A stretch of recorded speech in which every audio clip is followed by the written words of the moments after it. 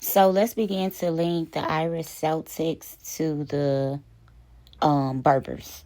And this is just going to be the first video that I do on this because I have many people groups to link the Irish to. And it's going to be essential to know that amongst these Berber people were also Negroes, Bantu people, Semitic Israelites, Negroes. So when we begin to look at Irish is an insular language. Oh, hey guys, this is Jacolia Gems. Thank you for once again coming back on, family. For those of you that happen to be new here, welcome. I definitely hope you hear something today that will persuade you to stay. If you have not already done so, exactly what are you waiting for? The subscribe button, like the video, comment down below, share to your social media platforms. Also, TikTok, this video is going to be more than 10 minutes. More than likely. So go ahead and go to my YouTube page. YouTube, this will be on TikTok, Tierra_holiday.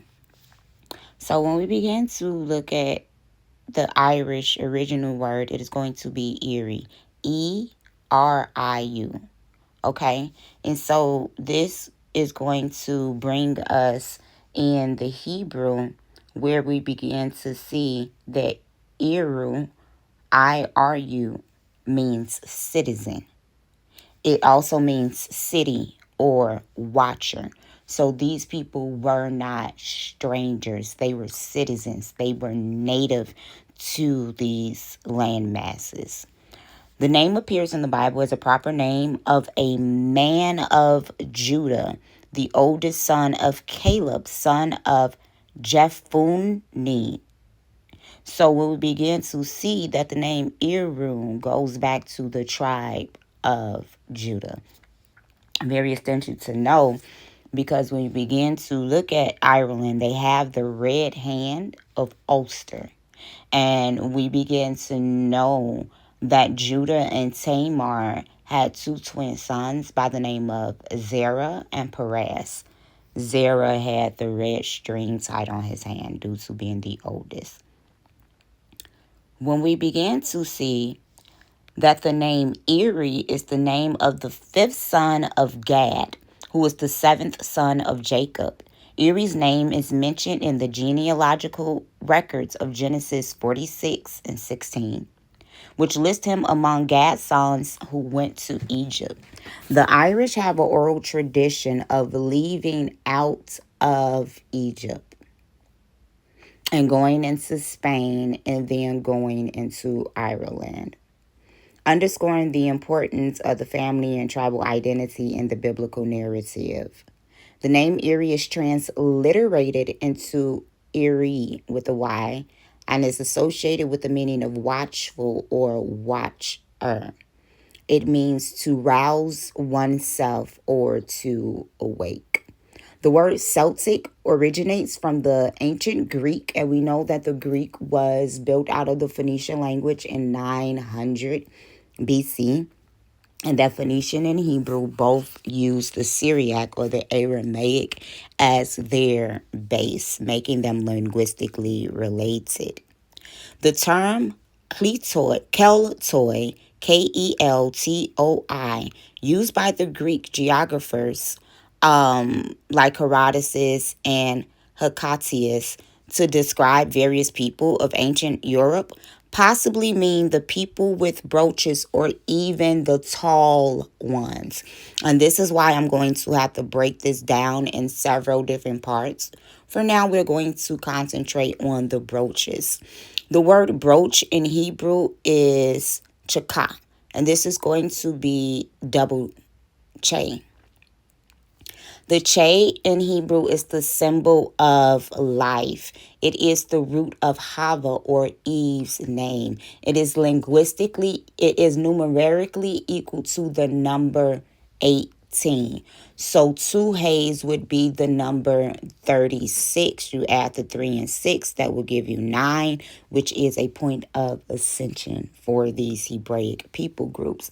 And 9 is a point of divinity, okay, in the Near East. When we begin to see that the ancient Hebrew word found in the Bibles specifically refers to a decorative golden clasp or pin that could be used to fasten garments and it is sometimes translated as brooch or clasp in English. Now, when we begin to look further into this word, it begins to be referred to as a hook or a nose ring. This is in Isaiah 37 and 29, 2 Kings 19 and 28. And see, this is seen of the princes of Judah. Okay, Ezekiel 19 and 4 and 9. In Ezekiel 19 and 9, Ezekiel 19 and 4.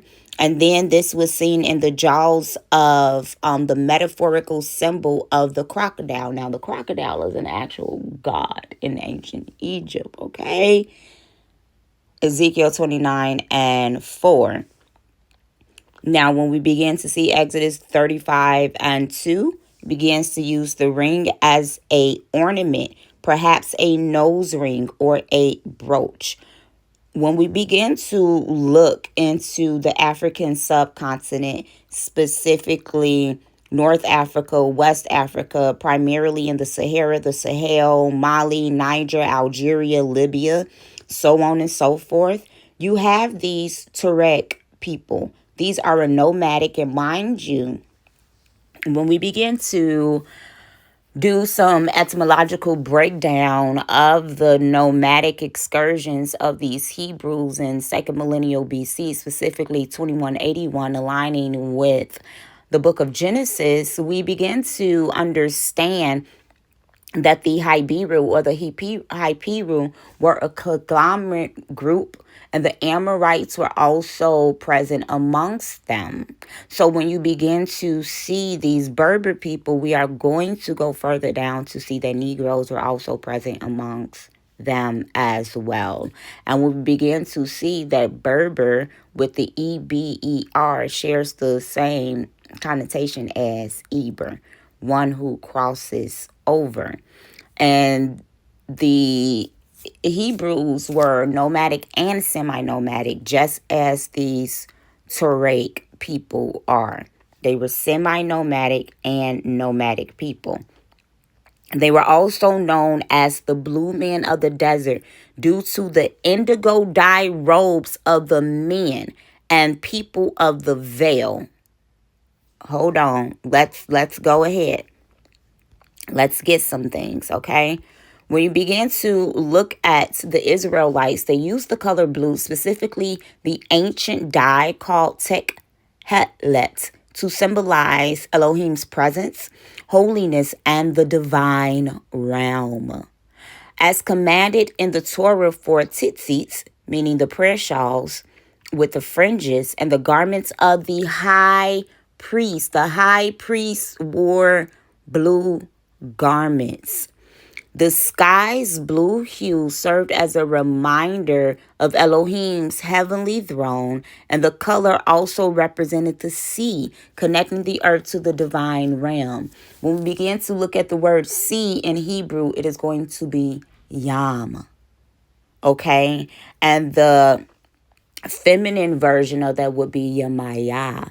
The AYA would be the Haya, the breath of life, which is going to be the root of Hava's name. So Yamaya is the mother of the sea and the breath of life. And Yam was definitely the god of the sea in Ugaritic text, who El actually gave the sea over to. And what began to happen is that Yahweh began to war against Yam and take over the throne that El had given to him. The divine connection with the color blue amongst the Israelites was associated with the Most High's glory. And we know that the glory is the Chanan. That HNN goes back to the root of Enon, or the hen. It is a concept reinforced by the description of the blue on the Most High's heavenly throne and priestly garments. This color was worn in Solomon's temple, and the high priest wore blue robes further solidifying its connection to divinity and royalty. After the destruction of the second temple in 70 AD, this is what Yeshua began to prophesy in the book of Matthew, the 24th chapter, when he decreed that not one stone or one temple would remain.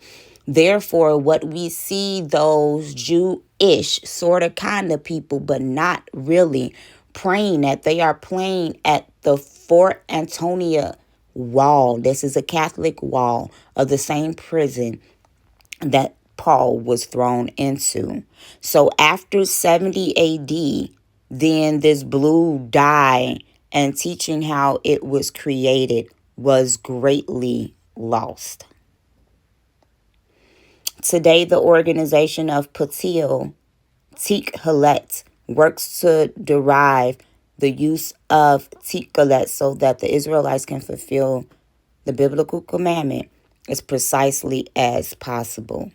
So when we begin to go back, and that PTL could be FL at the root, or PL, which is going to be pale, and we begin to see that with Peleg, we see that with the Fulani, we see that with the Philistines. They were all called Pel, Pel.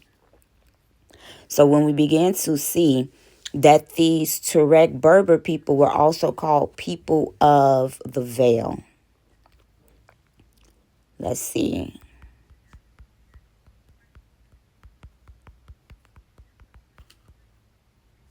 So when we begin to look at the veil, the high priest's veil was a thick curtain made of fine linen and blue, purple, and scarlet threads embroidered with cherubim. It's essential to know that the cherubim in the Israelite custom is described identical to fairies in Celtic religions. They are deemed as the watchers and the protectors, the guardians. We see that the cherub began to guard the Garden of Eden so that the tree of knowledge of good and evil could not be accessed. So this veil begins to separate the holy place, the holies of holies, and the tabernacle, and it conceals the ark of the covenant and the presence of Elohim. Only the high priest could enter into the holies of holies or beyond the veil on the Day of Atonement. The veil was woven with fine linen, as we forestated, and it was blue, scarlet, and purple. So when we begin to see the veil for the Tuareg people, they are framed for their warrior culture, control of ancient caravan routes, and unique social structures, including a stratified system of nobility. So the high priests were the stratified system of nobility, and they began to deem what the social structures were. And the Ark of the Covenant was a traveling caravan that went to and from with the Israelites. And the Ark of the Covenant was a caravan of protection. We see right here that the economic historical revolved around the herding, and we know that the Israelites are herders. They are shepherds, supplemented by salt trade, caravan protection, and raiding. The Hebrew were identified as raiders, as robbers. So when we begin to look at the word veil, in Hebrew, the V and the B are the letter bet. They're linguistically interchangeable. And we know that in language, B and D are interchangeable. We know that B and P are interchangeable. Then the P turns into the PH and the PH turns into the F. The F is linguistically related to the G, and the G is linguistically related to the C, and the C is related to the K. So we see that the veil people becomes the Gale people, and the fail or the pale, and the sail becomes the kale, which means to hide. All of these things, the veil, the Celtic, related. There are another people groups who have nose rings that I'll go into, but we're not going to do that today. So the Tuareg people is of Arabic origin, possibly meaning abandoned by God. They also call themselves Kale. Is this not the root of the word Celtic? They call themselves Kale Imo Hag, Imohag, and it means free man. When we begin to look at Acts 6 and 9, we see that the libertines are the free men. And I'm going to link down below on my YouTube a couple videos that I have already posted linking the Creoles, the mulattoes to the free Negro population that we begin to see in Europe and in the Americas coming over. So these people call themselves free men. Imohag is what the Tuareg people call themselves. Ima in Hebrew means mother. Hag, H-A-G, is going to be the root of Hagar. Another name for these people are a Hagar. Hagar, we know, is the epithet for the name Qatar. When we look at Hagar, Hagar became the wife of Abraham after Abraham and Sarai were married for 10 years. And according to oral tradition, if a woman is married to her husband for 10 years and does not give him a baby, he can divorce her. Sarai did not want to become a woman put away, so she gave her husband a second wife. Hagar is the mother of Ishmael, and Ishmael became the hereditary prince dynasty over Egypt with his 12 sons. When we also begin to look at Hagar, Hagar is the granddaughter of Selah. Selah is the father of Eber. Selah founded Hagar, Egypt, after Hagar. And we know that the tribe of Gad went back to Egypt, and the tribe of Gad has a high priest and a leader by the name of Eri, and that is the root of the name Ireland. When we look at the word Ger, G-E-R in the Hebrew, it's related to the Gar, and Ger means stranger. Let's see what Gar means in Hebrew.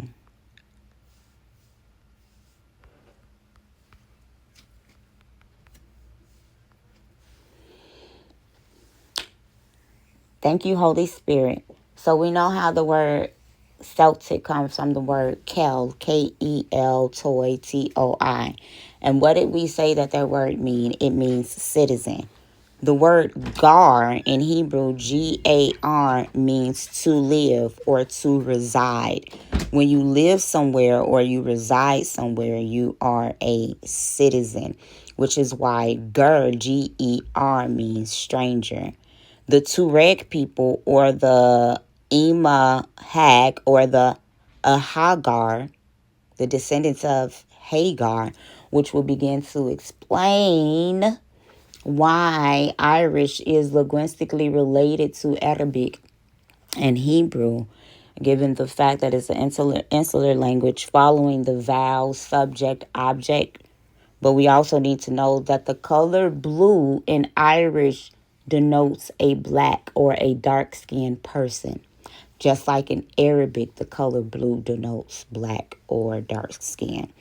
Just like when we begin to look at the word Arab in Hebrew, it is referring to the evening or the dark sky and also a dark race of people. Line up on line, precept on precept. When we begin to look at the Hagar people, they are also dated and related to the Garamantes. Garamartian. The Garamantes, okay? And so when we begin to see also, boop, boop, boop, boop, boop, that due to these people being semi-nomadic, when they and nomadic, they were also called strangers in Egypt. So when you begin to look at the Tuareg people, Tuareg means outsiders, foreigners, strangers, just like GER means. When we look at the word tuar or tar, which is the prefix of this word, it means black. When we begin to see that once again, that these people call themselves Kale, or people of the veil, free people, free men. So the Terrar are also called Imusa. Musa is a title. And we know that this title goes to Mansa Musa. But Imusa is the Hebrew form of Imasu, or meaning Hamat. And we know the root of Hamat is Ham, and it means hot. Ham means hot. So Amat means hot spring. Hamat is also related to the root of Muhammad. Imasu is the Greek variant of the Hebrew word Hamat, meaning hot springs, as we stated. The name Musa is not a Hebrew name. It is from the Arabic and other languages form of the name for the Hebrew prophet Moses. These are the people in Egypt, meaning to draw out, once again referring to the waters or the sea. The Tuareg are also called Ima Sien, and we know that Ima's mother, and Sien, Seyyan, and this is, we just going to Sinai, Sinan, but anyways, Sien means helpers. The helpers of Muhammad were called the Joktan or the Khatan Arabs. And it's essential to know that Khatan means to make small, to diminish, to make little. And that is going to give us that ILLO on the root of Creole. That ILLO means little, to make little. So if your last name is Little, if your last name is Small, you are part of the Creole, the free man, the Tuareg, the Negro elements amongst the Berber, the mulattoes, the Yoktan Arabs, okay? When we also see that the Tuareg are called Canaan, which is why it's important to know that that's why it's a Berber and Negro factor among these people group, because in 1000 AD, David from the tribe of Judah, whom we've already related to these Celtic people, he began to push out the Philistines, which became the Berber in 1000 BC from Canaan. In Hebrew, the word Saynim, Sayyanim, is plural form to mean helpers or assistants. You see how all of this begins to line up with one another. The Garamantes were ancient people who may have descended from Berber tribes, Tohu tribes. Oh my God. Tobo. I said Tohu Bohu, but Tobo, I mean, that's the same thing. Vodou tribes. Because that T gonna turn into a D. That D gonna turn into a B. That B gonna turn into a V for the toe. And so that's Vo. And then that D with the B gonna turn into the D. So Vodou tribes. And Saharian pastoralists. And see, when we begin to look at these Western European people groups who have 40% of the same DNA as the ancient Fulani and the ancient Dinkan, they are pastoralists. They began to settle in the Fezzan region by at least 1000 BC. Come on now, line it up, Holy Spirit. And it ended until the late 7th century AD. The Garamantes soldiers were in prison in 70 AD. Is this not when the blue dye of the Israelites began to lose its essence because the fall of the temple? I think I may just stop here because I've proven a lot. I've proven a lot. I have proven a lot. Let's go just a little bit, and I'm going to upload this like this. The Garamantes enslaved Ethiopian troglodytes. When we see the troglodyte, let's go because, everybody don't believe. This is good. The Horites are known as cave dwellers or troglodytes.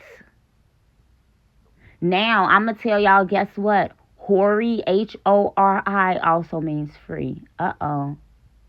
And Edom began to take over Mount Seir, where the Horites were, and the Horites had their own dukes. They sure did. They had their own chieftains and their own territories. They were a distinct population. It's also important to know that the Horites are known to be the white race. While cave dweller is a common explanation, another interpretation suggests that it could also be from the Hebrew word for white, hinting at a distinct racial characteristic, though this is less universally accepted. But we know the truth, that the cave dwellers, okay, they are also going to be seen called Khar, Khar, in Egypt. And when you begin to look in Turkey, they are called Kharkiv. They founded Kharkiv, Turkey. Let's just look.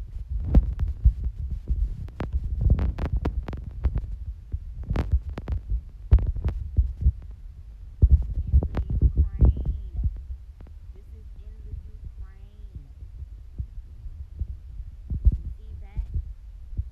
And this is where you are going to get the Ottoman DNA, the Ukrainian DNA, in the Jewish people today. It is more right in essence. And this is very, very important, y'all. Very important to understand how important to know that this is. And so they wanted to make this name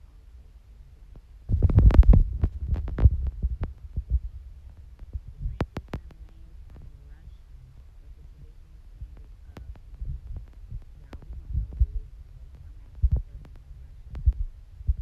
Linguistic relations to some things, okay? So we began to see in their quest for slaves, the Garamantes used 4-horse chariots, which would bring the Hittite factor amongst these people group. And we saw that the Hittites began to leave Egypt in 1500 BC to 1000 BC, going into the Asian subcontinent as the Aryan. So the Herodotus states that the Libyans in the north and the Ethiopians in the south of Libya are Aborigine. The ancient Libyans come from Puts in the Bible. Come from Put, okay? That's my nickname from my daddy.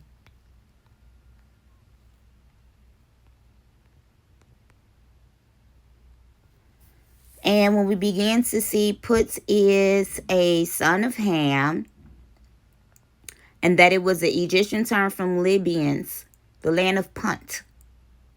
Okay? So it's located near Egypt and Ethiopia. Put is where you get the ancient Libyans. And when we begin to remember the Pilt people that was reintroducing the dye, that PT at the root, it was PELT, I believe. I'm sorry, PLIT. P-L-I-T, P-L-I-T. So that root put, it derives from the word meaning to be firm or to give. It's the concept of the bow. These are archers. These are warrior peoples. So the Puts were the Aborigines, and so were the Ethiopians. The Ethiopians come out of Kush. Now, it's essential to know that Kush was also the Aborigines of part of the Arabian Peninsula and the Sudan. These are your ancient Aborigine people groups. The Phoenicians and the Greeks are the later settlers. So Negroes, and this is where we're going to end up wrapping it up at. Negroes were amongst the Garamantes as well as Berbers. Clearly, the perception of some of the Roman writers were that some of the Garamantians, Mantians, were Negroid or very dark skinned, whilst others saw them essentially aligned with the Berber peoples. Okay? This mixed picture most likely reflects the ancient reality. On the evidence of the sources alone, the likelihood is that the Garamantes encompassed a mixture of racial types, burghers, Negroes, and various levels of miscegenations. And so this is the same conglomeration that we will see amongst the Hyperu or the Hebrews. So yeah, that's where we're going to cut this video off at.